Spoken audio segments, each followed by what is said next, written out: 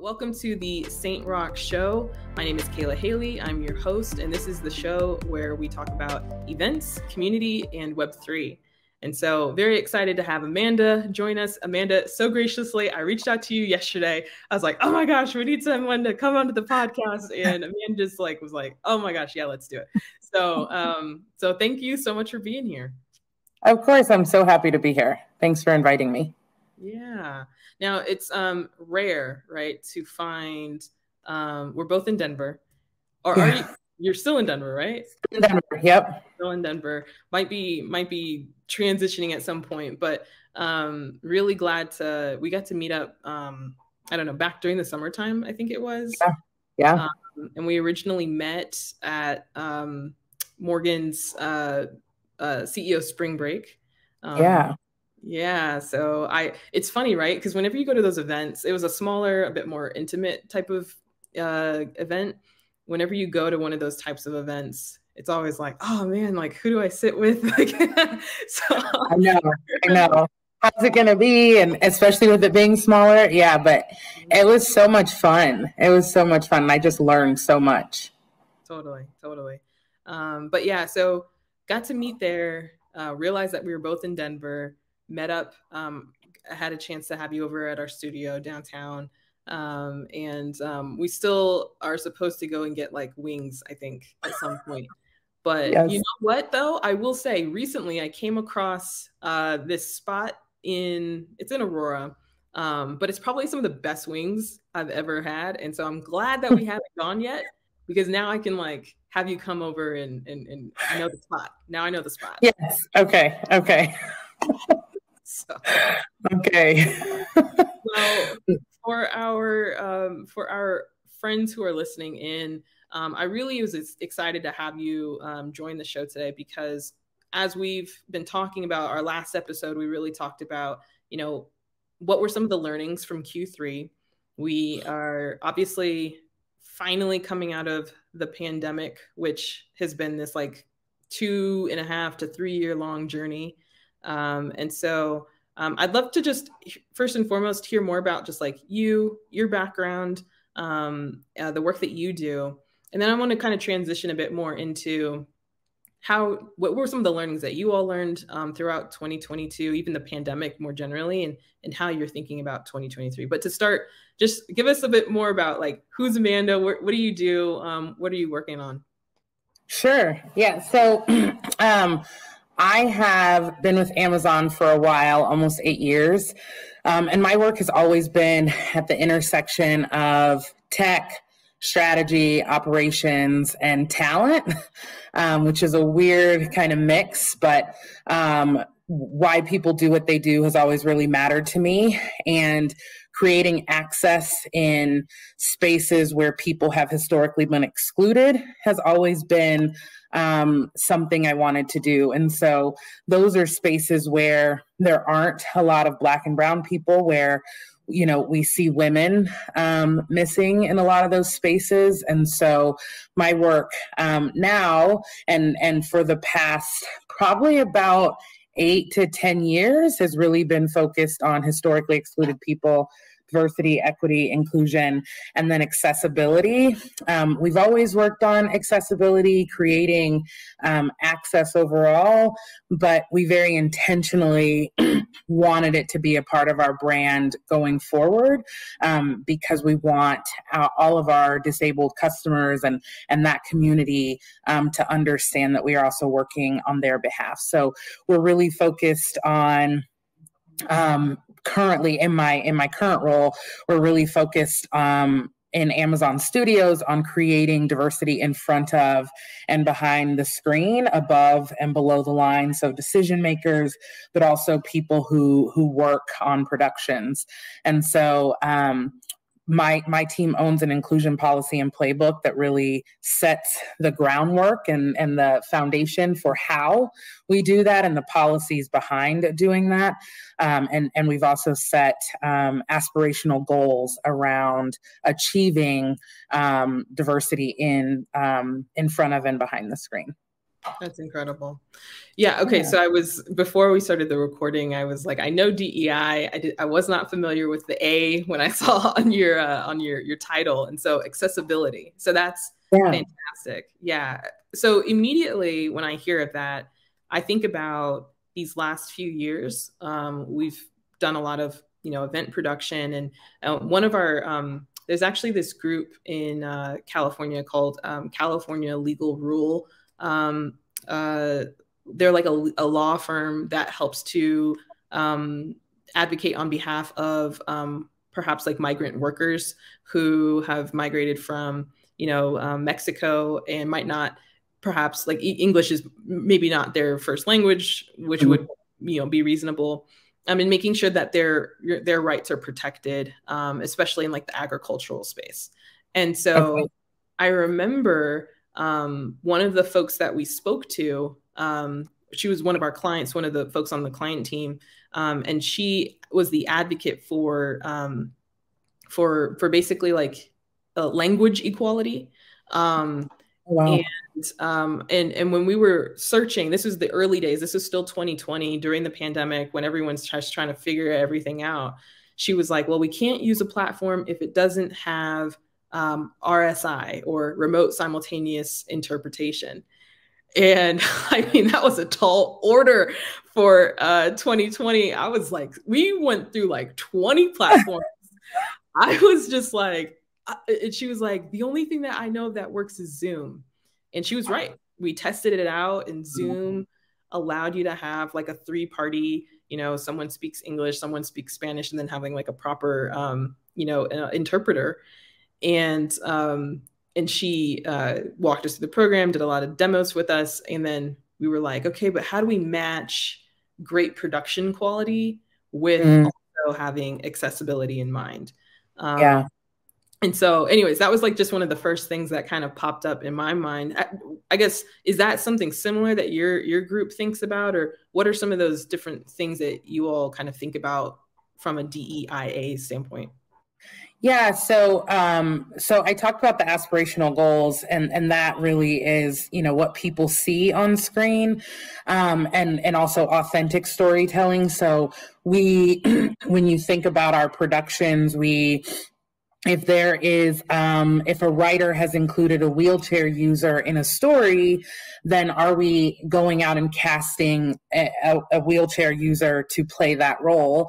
But also when we think about accessibility on set, so are people's needs met when and where they need to be met? So that can include anything from, being able to get into a building as a wheelchair user, but it also includes mental health resources for different shows. Like if you think about an Underground Railroad or some of those shows where it might be really intense on a cast to work through that story, we try to create a safe place and give them safe passage into that production, and provide mental health resources. And so it really spans a large spectrum, but also I think even beyond that, we think about accessibility on the service, diversity on the service. And so what is being offered to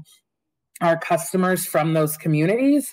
Do you have to search long and hard to find a Harlem, or is it recommended to you because it's a show that we know would mean something to you? And so we are really just digging into the full life cycle of that work, but the inclusion policy and playbook really sets the foundation for us to do that work across that entire spectrum. So there's a lot that we are thinking about, and there's a lot that we've learned over the past. I just joined in Amazon Studios earlier this year, but I was in Worldwide Consumer, which is everything from you click buy on the website to it shows up on your doorstep, where I was focused on talent. And so it was some of those same things. And so Amazon Studio strives to be a home for talent. So how do you create these spaces where people get their needs met? we don't think it's a luxury when people have very specific needs. We see them as needs. And so that's what we're trying to do across the spectrum. So how are we reaching you, when and where and how we need to reach you? So this is like end to end, at least from like within the scope and lens of Amazon Studios. Really, you're looking at, okay, from the talent that we have on set and making sure that those spaces are accessible, not only from like a physical standpoint, but also from like a,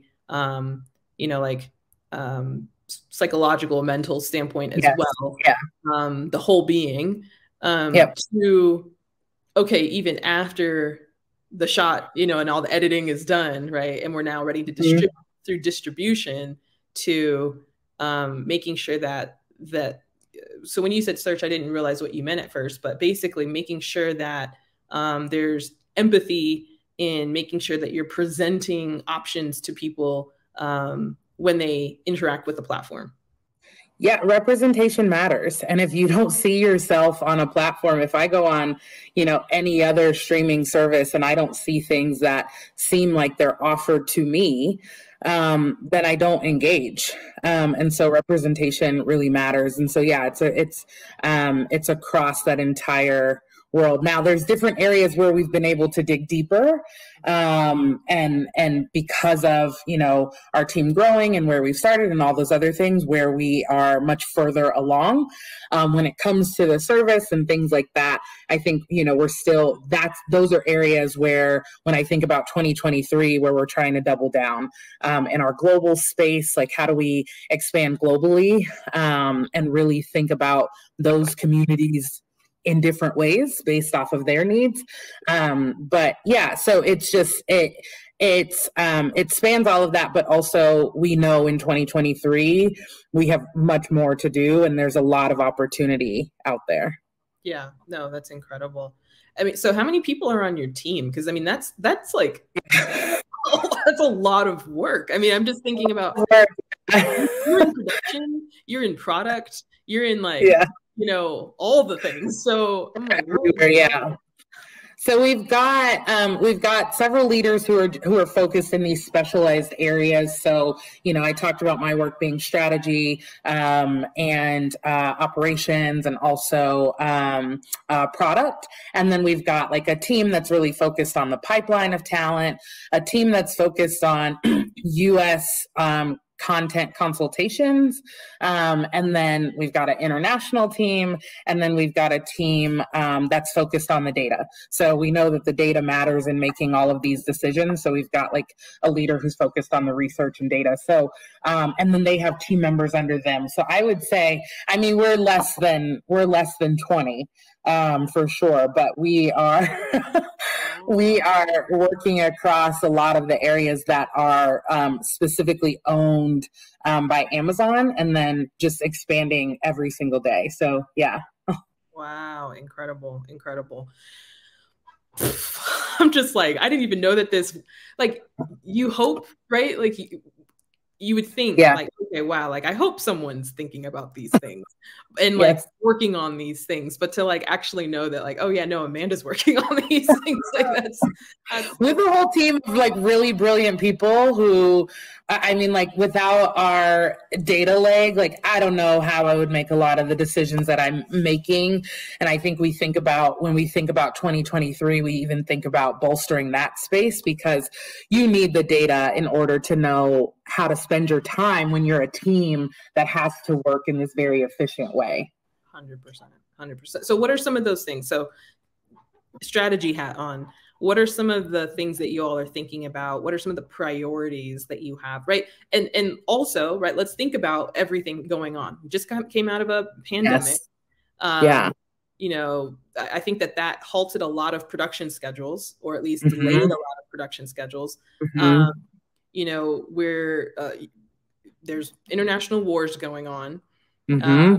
So from a whole well-being standpoint, being conscious of like, okay, what kind of content should we be putting out right now? Like, and then, we're in a recession or about to be in a recession or whatever, however you want to define that.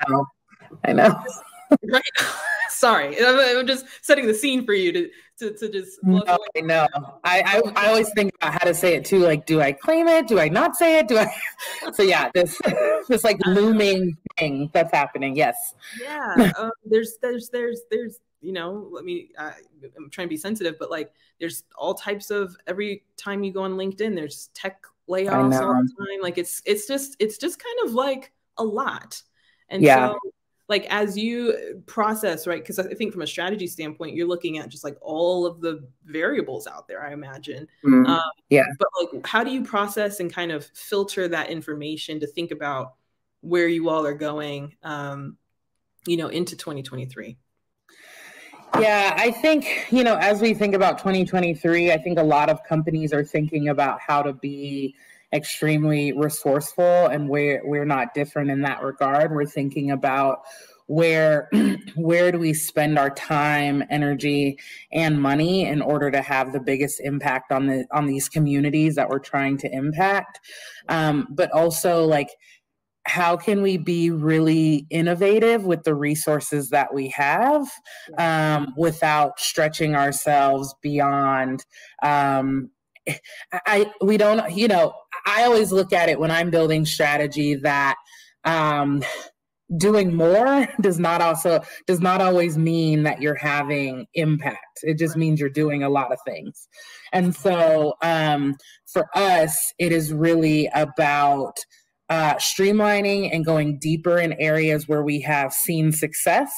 So when you look at certain content on the service, or when you think about our operational structure at Amazon, but even in my own, very small nonprofit, as I support, community schools, I think about, like, how can I really help them spend their time effectively, and what are the areas that we can all put our hands into, to make a really big splash together. And so that's how we're thinking about our strategy. And so we're thinking about globally, how do we speak to those customers, from a data infrastructure standpoint? How do we make sure what we have is stable, and really speaks to the community that we're serving, and is mindful of that community? How do we create space in areas that reach more people who need the services that we have? And then I think we've also really been thinking about, how do we bolster the strategic inputs that we have already learned from over the past several years. So we've learned, as we launched our inclusion policy and playbook a year ago, and as we think about it now, we've learned that speaking to creators and going directly to creators gives us a lot of insight, and we can use that to then find themes and say, this is where we need to be and when. And so those mental health resources is one of them, where we're double clicking on that. We have seen huge success from that, especially during the times that you mentioned, COVID, and like all these things that are happening in the world are impacting people in different ways. And so the only way people can show up and be effective is if, as you mentioned, you really support the whole person. So that's also a strategic input for us. And then I think another strategic input for us is in our, in the content that we choose, is it representing more communities who, when you think about entertainment, I mean, people need that outlet. And so are we speaking to more communities that Especially deserve that? 100%, especially Lord Rings of Power. Oh my gosh. Did you watch it? I mean, I assume so, but absolutely, yes. Okay. I was like, wow, there's so many Black folks in Tolkien's world. It was so fun. Disa, wife. Brilliant. She's brilliant. Yes. The elf. I forget his name. Ishmael. Okay. And then the scene. Okay, spoiler alert. For anybody who hasn't watched it yet, but the Harfoot, the leader of the Harfoots. Oh, the Hobbits. Yes. And then you know what was so cool about that? Like, I just I was talking to my mom about it because we all love, you know, fantasy and all that kind of stuff. And so we were watching it, and number one, just it was beautifully shot. Like, I mean, I Yes. know I heard Yeah. reports about how much you know, and was invested into that show. And I'm just like, yeah, I can see it. It was beautifully shot, but then the story was beautiful. And just the selection of like talent that was represented throughout the show. It didn't feel right. You like, sometimes you hear like the folks who are like, well, you know, it's, you know, so they're supposed to be, elves are supposed to be, you know, white or whatever, right? And it's like, no, like that was brilliant. Like, and it didn't feel like, because I think sometimes, you know, and I think sometimes like people can, you know, you want diversity in these shows and you want to have representation, but like, does it serve the story? Does it, Yes. Yeah. you know, does it take you out of the story? Do you feel like, oh, wait a second, like, does it allow you to like suspend belief? And it was beautifully done, very tastefully, like, and it felt like I was just I was just talking about it with everyone. I was like, did you see like all the different characters they had? So yeah, well done. Bravo to your, you know, your whole team. And I mean, so cool. We're so proud of that show. And what you mentioned around the authentic storytelling, we always talk about how the story comes first and how we want to make sure that it is authentic, but that it also speaks to a wide range of customers. And the choices that were made, especially in that production, were very intentional. And I think that's where that is a perfect kind of case study for the for speaking to the whole person. And so, as you could imagine, your experience as someone who has who comes from a marginalized background or who is historically excluded, and now you're in something that historically has looked a certain way to people, you can imagine that you have to prepare for different types of responses from those customers. And so I think we've got leaders who are really engaged.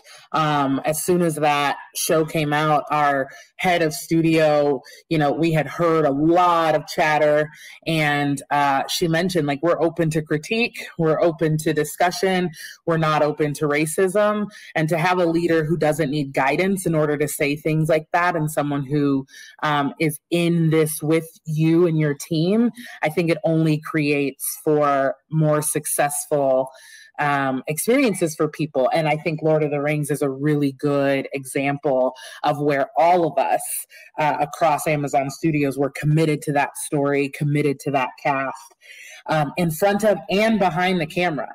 That's always important, to have decision makers behind the camera who are leading the charge. And the creators of that series were huge advocates, great storytellers, and they made sure to cast people around them who could make sure we were making the right choices.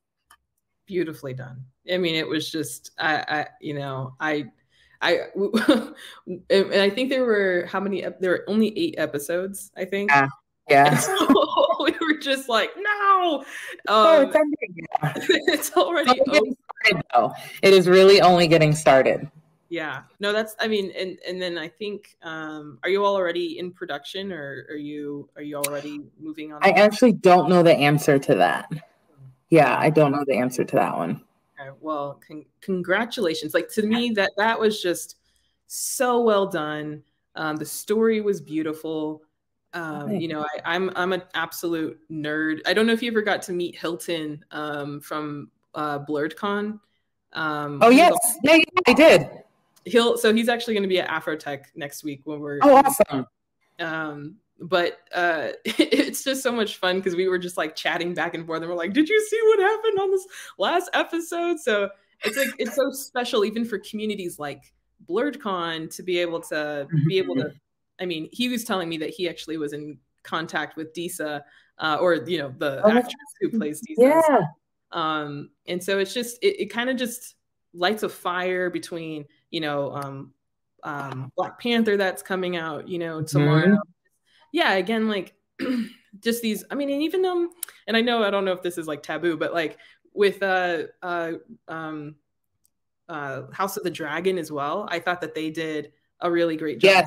Yes, they did with the Valerians, the just making choices that, you know, we're able to make in a fantasy production that people wouldn't expect. Yeah. And so they did a beautiful job. Yeah, everyone's killing it. It's just it makes me so happy to see all of this coming together, and it's just the content, the storytelling, and we do productions, we do event production, but we understand like all of the pre-production and all of the things that are required in order to make sure that when you're on set, you can have those special moments. Yep. You can capture those special moments.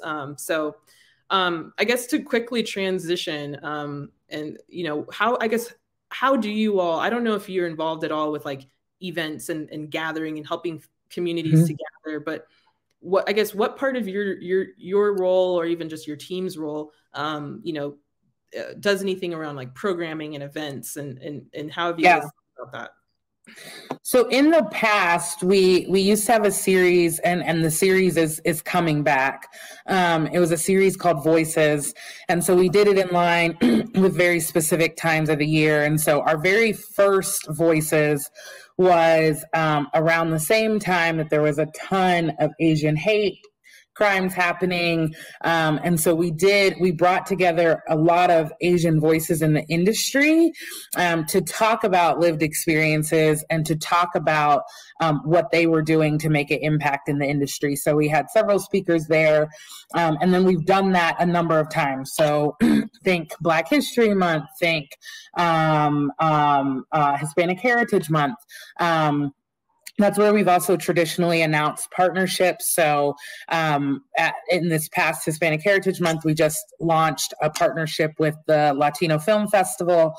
And that was amazing because, you know, a big part of our goal is to create long-term pipeline into the industry of folks who will eventually be the decision makers here. And we want to make sure that there's a great amount of diversity there. And so the way we've always approached events is to think about those authentic voices within our industry, bring them together, but then also bring their connections in the community to come together. And so, you know, a lot of times we're all doing this work and we're all trying to address the same communities, but we don't necessarily always get to come together and just be together and say, like, here are the things that are happening in my space.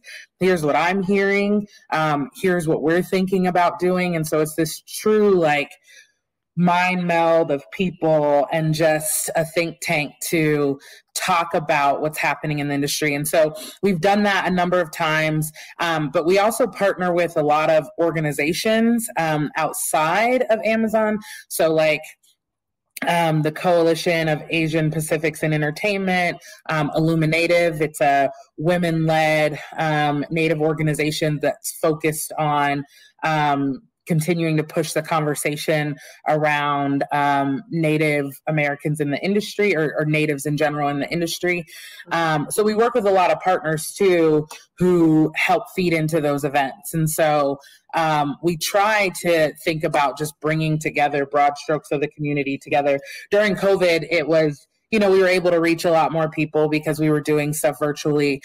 We've kind of switched back over to in-person, but we're also fighting with the idea of, like, do we continue with hybrid events, and what does that look like? So, because it does give you broad reach, but also there's something really powerful that I think all of us have discovered about being together in a space. And so, I think right now we're learning how to balance that, because we want to reach more people, but we also want to create really authentic and intimate experiences. And so, that's how we've thought about events over time. And this past year, a lot of them were, as we transition mid-year, were in person. And it really is about bringing communities together and creating a very beautiful experience, right? Like when you step into an entertainment studio, the ones that were in person were at our studios in Culver City. it should also be really beautiful and just like aesthetically speak to people. And I think when you're bringing together marginalized communities, sometimes people can decide that you don't have to go or do as much, right? But we think those luxurious experiences, for lack of a better word, everyone is deserving of those, and so we figure out how to create that too.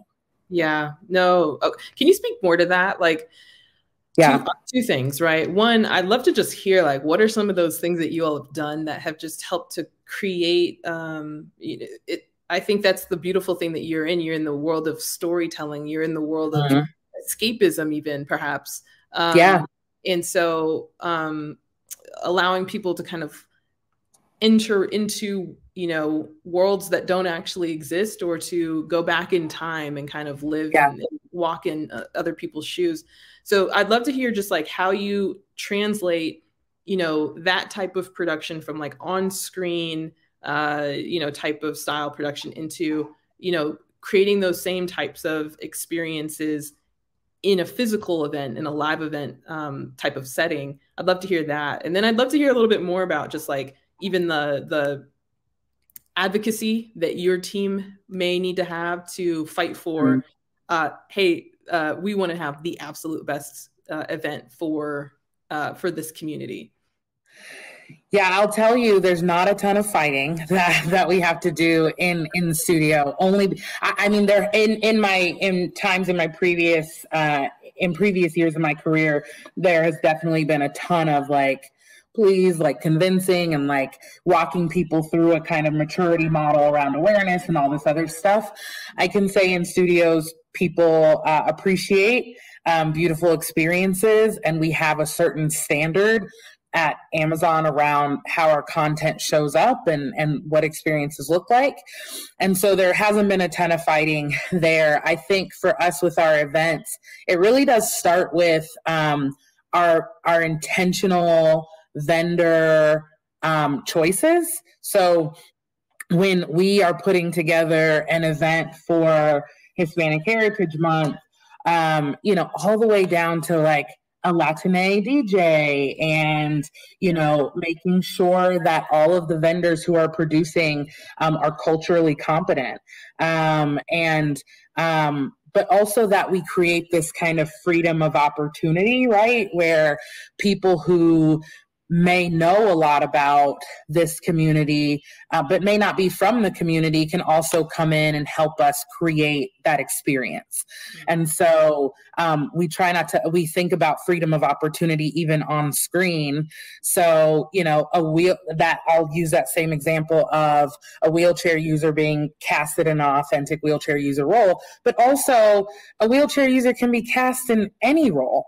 So there's this freedom of opportunity. I think that is something that we definitely advocate for across our events and across our productions. But I think, you know, when you bring in people who have those lived experiences or understand deeply about a community, they can help you think about things that you wouldn't typically think about. So all the way down to the type of flowers that we're choosing speak to that community and are not rooted in stereotypes and tropes and all of those things that are painful. Like, we believe in creating joyous experiences, and that's at the event level, but also on screen, right? Like, you don't always have to see a Black production rooted in trauma. You can see people having a good time and, you know, experiencing joy.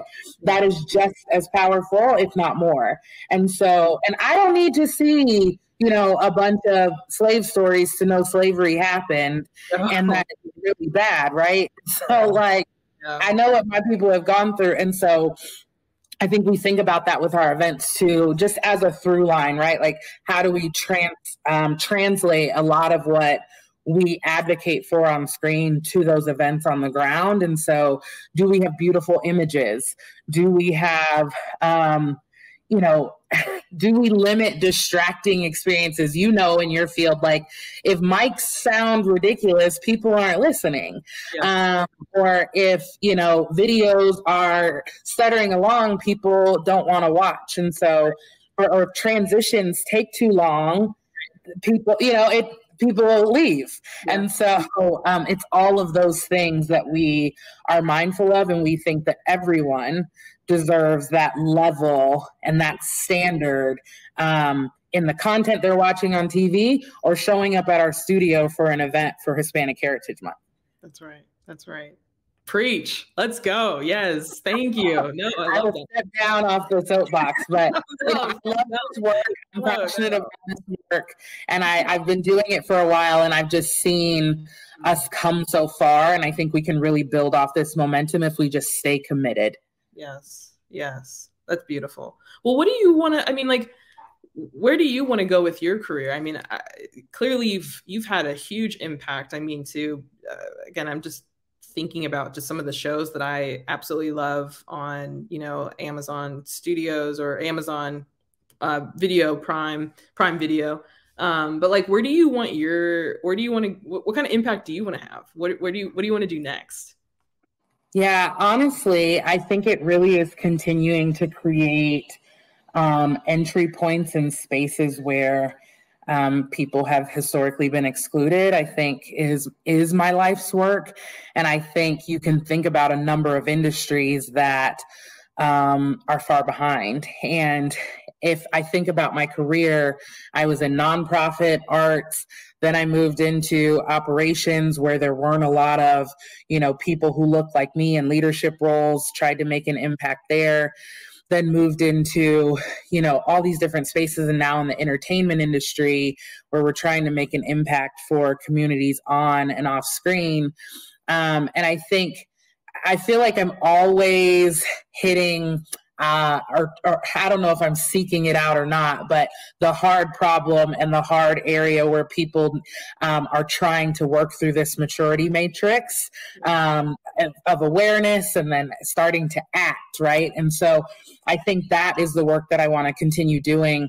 And as I work, in my private life with micro Montessori schools who are really focused on our youngest generation, who I think when you think about like our 18 to 24 range generation right now, like I think about them as fighters because they understand, they see what's going on. But then when you think about children and being able to create independence and just help them make decisions for themselves and see themselves and all of those things, that's a space that I really want to get into. But then on the total opposite side of that, I think when I think about the cannabis industry, that to me is also an industry where people have historically been excluded. And when I think about the skills that I have across policy, operations, talent, all these different areas, there's a lot of work that can be done there when we think about reform, when we think about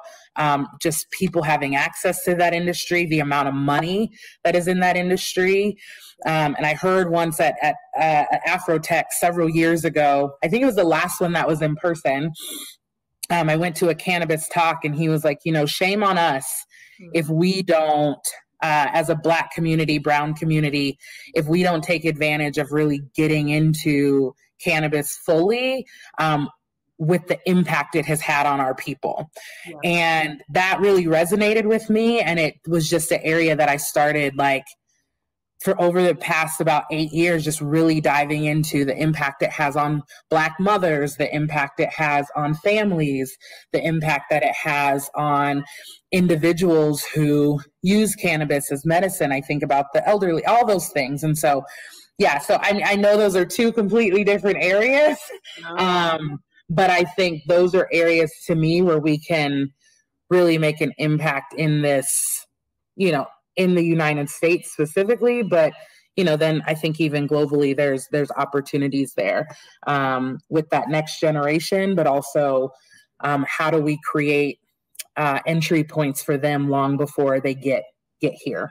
Yeah, no, that's beautiful. Well, I mean, spoken like a true Coloradan, because I know you're not from, but hey, listen, we'll adopt you. So, but I mean, listen, because we just had the midterm elections, and yeah, almost every single time we vote on something, especially in Colorado, usually there's always something cannabis, marijuana, related on the ballot. And Mm-hmm.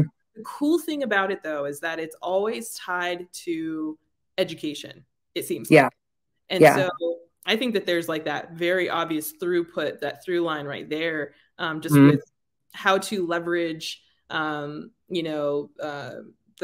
tax revenue that comes from cannabis, the cannabis industry, into funneling that into education. I mean, that's Yep. powerful. Yeah. Yeah. It's so true. And I think we don't always think about the connection point there just because of the stigma around it. But I think the stigma around it has really been the thing that has kept people out. It's really been the barrier versus people being able to get the full education and understand fully like the impact of that industry in the things they do every day, and policy and all of that. It is driving so many things. So yeah, I agree with you. Yeah, no, this has been fantastic. Oh my gosh. We literally talked about everything. This is this is fantastic. I'm so grateful that you came on and just shared your passion and your purpose and just the work that you're doing. I didn't even realize ahead of this podcast that we would somehow stumble upon talking about Lord of the Rings, Rings of Power, which was just honestly, that for me was like probably the highlight. So I love that. I just appreciate the work that you're doing. I appreciate like the passion that you have in doing it. I'm super grateful that you're here. You too. You're out here killing it, you and your team. And so I think we're both like on the sidelines, like watching each other, rooting each other on. And I just appreciate you having me on and asking me and thinking of me. I'm always excited to talk about this topic. Wonderful. Well, I think we'll wrap it up there. And where can people find you and kind of follow more of your journey of what you're doing? I'm really boring on most social platforms except for LinkedIn. I think you're a LinkedIn person too. And so I'm on LinkedIn at Amanda Baker Lane, Baker-Lane. And that's where you see most of the things that I'm working on. I think we also have a circuit of speaking events that I attend, but also my boss at Amazon Studios, Latasha Gillespie, who helped, launch the TD Jakes partnership we have. And she's really been the driving force behind this team and started it with a party of one and has now expanded to the team that she has now. And so there's a lot of speaking events that I am attending with her, that she is attending. So yeah, but most of it is on LinkedIn. Perfect. We'll link your LinkedIn in the description. And so everyone be sure to, follow Amanda and just kind of catch up. Sometimes I feel like the people who are kind of like low key people, like those are the best people to like actually follow, just because you're actually like heads down doing work. And so follow along, and we'll hopefully we can get some wings here soon. Yeah. Thanks so much. Awesome. All right. We'll talk later.